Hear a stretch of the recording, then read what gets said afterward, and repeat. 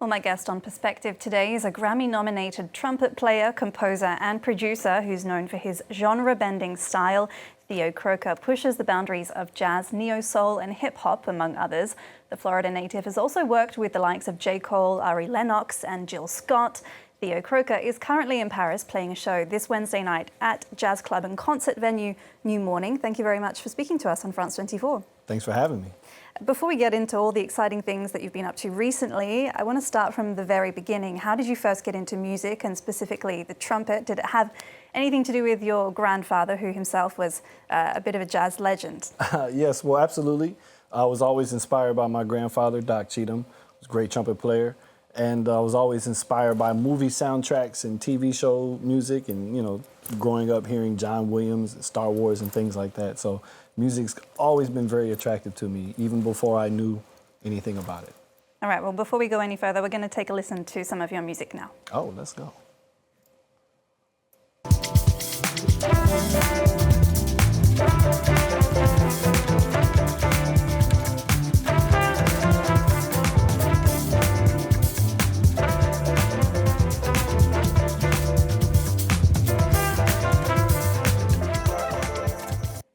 It does make you want to dance, doesn't it? That's the goal. When we talk about your music, we talk about how you often blend or challenge the boundaries of different genres.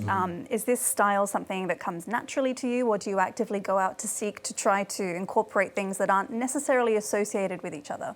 I think I don't actively do it. I think I'm aware that I'm doing it now, but I think it's more of an acceptance of always wanting to go against the norm and get outside of a box or genre is kind of been my personality creatively. So now it's just embracing that. Because traditionally we would say perhaps you're a jazz musician, given your training and your background, but I read in an interview that you said that you hate the word jazz. Is that true, and what do you mean by that? In the context of a marketing label, jazz is quite difficult for me to accept because none of the pioneers of it ever referred to it that way. But understanding that that's a style and approach to playing music and living life, I can live with it. All right, and you were nominated for a Grammy for your album Star People Nation in 2020. What was that like? That was exciting. That was a wonderful time, pre-pandemic. The world was a little bit different. But it's always nice to be recognized and honored by the Grammy Association. And do you think that your music has evolved much since then? I think my music continually evolves day to day, and that's the fun part about it. Your next album, Dream Manifest, is out in June. Yes. Tell us about this album. This album is a very special one. I made it maybe a year or two ago, and it's featuring a lot of very ethereal, inspirational, meditative-like music.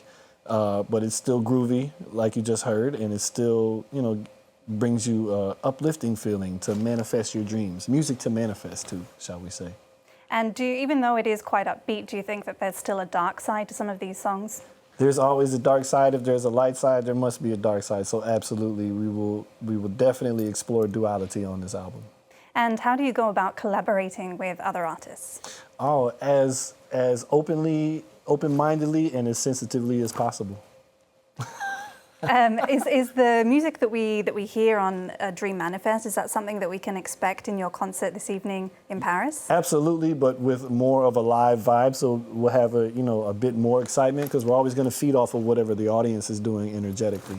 So we'll definitely be playing all those songs, even the one you just heard, and the ones that aren't out yet too. Yeah. You've been to Paris before, and you're continuing this tour in Europe, right? Yes, we continue on in Europe. I've been to Paris many times, but I'm always happy to come here. I love the New Mornings, my favorite venue, and we're going to continue on. My brain is blinking. Spain is the next country. I don't know the city, and onward. Am I right in saying that you spent some time in China? I did. I lived for 6 years in China, in Shanghai, in the early or mid-2000s. And it was very interesting to be playing music, in a culture like China, such an old culture, and exposing people to it because it was a new thing for them. Do you think that your time there has inspired or contributed in some way to your music? Absolutely, yeah, as would anywhere, but especially there. What was unique about China was the situation was 6 nights a week, 3 shows a night for 6 months at a time. So you get your 10,000 hours in. Right, and what inspires you today? What inspires me today, I think just the beauty of life, just seeing how everybody, how unique and individual everybody is, but still at the same time a part of one whole. I think that to me is quite inspiring. All right, Theo Croker, thank you very much for speaking to us on France 24. If you're in Paris, you can check out that gig at New Morning this Wednesday evening.